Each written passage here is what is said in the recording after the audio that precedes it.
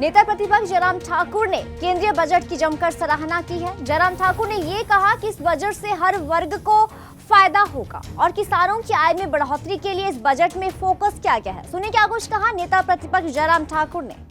और इस बजट का पूरे हिमाचल प्रदेश की जनता की ओर से अभिनंदन करता हूं, स्वागत करता हूं। यह बजट सर्वस्पर्शी है। हर वर्ग के लिए कुछ ना कुछ किसी न किसी रूप में इस बजट के माध्यम सेहतमंद पंजाब ਦਾ ਸੁਪਨਾ ਜਿਹੜਾ ਉਹ ਸਾਕਾਰ ਹੋ ਰਿਹਾ ਹੈ।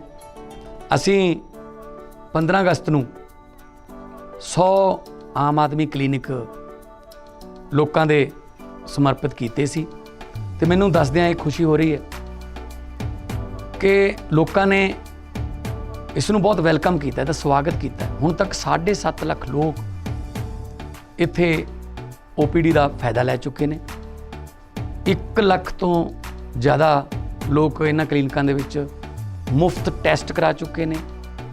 ਦਵਾਈਆਂ ਸਾਰੀਆਂ ਮੁਫਤ ਮਿਲਦੀਆਂ ਨੇ ਤੇ ਮੈਨੂੰ ਦੱਸਦਿਆਂ ਇੱਕ ਹੋਰ ਖੁਸ਼ੀ ਹੋ ਰਹੀ ਹੈ ਕਿ 27 ਜਨਵਰੀ ਨੂੰ 500 ਮੁਹੱਲਾ ਕਲੀਨਿਕ ਹੋਰ ਜਿਹੜੇ ਨੇ ਉਹ ਲੋਕਾਂ ਦੇ ਸਮਰਪਿਤ ਕੀਤੇ ਜਾਣਗੇ ਤਾਂ ਕਿ ਅਸੀਂ ਰੰਗਲਾ ਪੰਜਾਬ ਜਿਹੜਾ ਬਣਾਉਣਾ ਹੈ ਉਹ 'ਚ ਸਿਹਤਮੰਦ ਪੰਜਾਬ ਵੀ ਸ਼ਾਮਲ ਹੋਵੇ।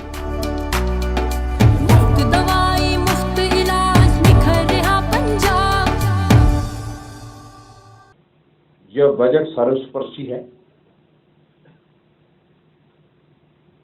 हर वर्ग के लिए कुछ न कुछ किसी न किसी रूप में इस बजट के माध्यम से दिया गया है। अगर उस दृष्टि से हम इस बात को भी देखें कि अमृतकाल का ये पहला बजट है। भारत की आजादी के 75 वर्ष पूर्ण होने पर ये पहला बजट जो है वो प्रस्तुत हुआ है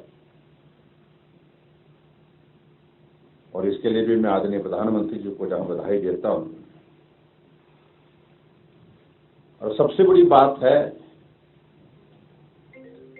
इस बजट के माध्यम से गांव, गरीबों, किसानों, कर्मचारियों, दलितों, पिछड़ों, शोषितों सभी वर्गों के लिए जिस रूप में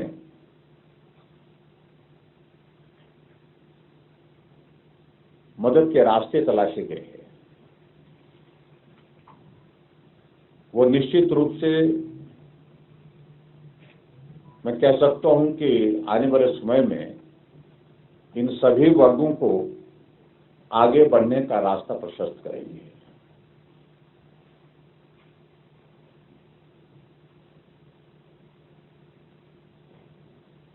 इस बजट में एक चीज को लेकर के यह भी फोकस किया गया है कि ईज ऑफ लिविंग का रास्ता हम और आने वाले समय में किस प्रकार से मजबूत कर सकें।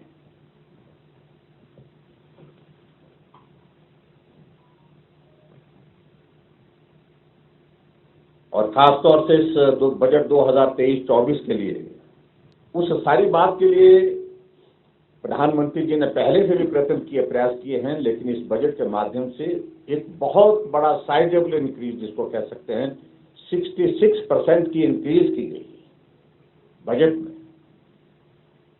और कुल मिलाकर के बजट प्रोविजन उसके जो किया गया है वो 79,000 करोड़ का किया गया,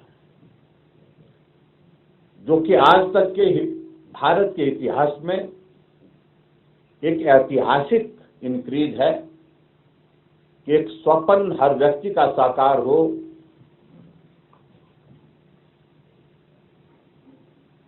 जिस स्वप्न में वो इस बात को देखता है कि मेरा अपना घर हो। उसके लिए मैं आदरणीय प्रधानमंत्री जी को बहुत बहुत बधाई देता हूं और मेरा ये मानना है कि निश्चित रूप से इस बजट के माध्यम से पूरे देश के गरीब लोगों को तो बहुत बड़ी राहत होगी।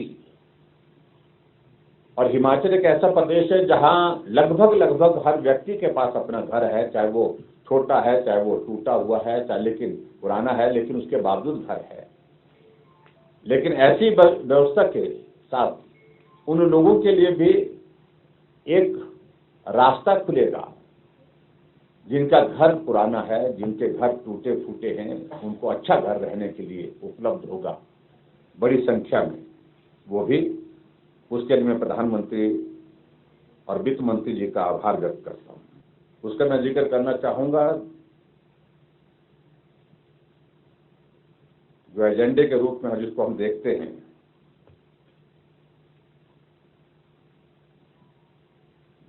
एक तो देश के नागरिकों के लिए इस बजट के माध्यम से बड़े अवसर उपलब्ध कराए गए हैं। दूसरा,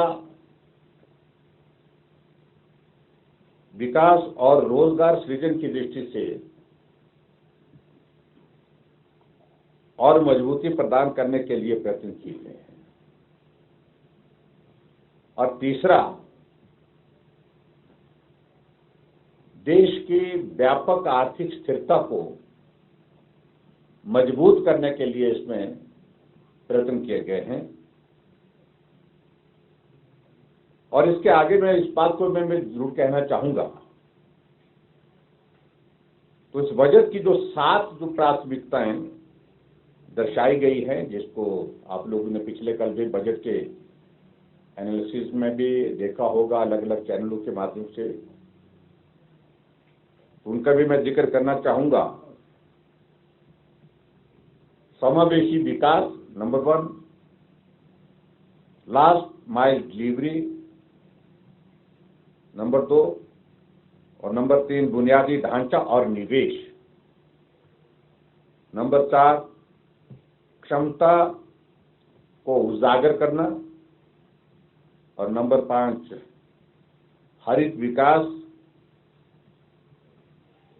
और उसके बाद युवा और वित्तीय क्षेत्र की मजबूती। ये प्राथमिकताएं इस बजट के माध्यम से रिफ्लेक्ट हुई है, जिसके लिए मैं केंद्रीय वित्त मंत्री जी को बहुत बहुत बधाई देना चाहूंगा।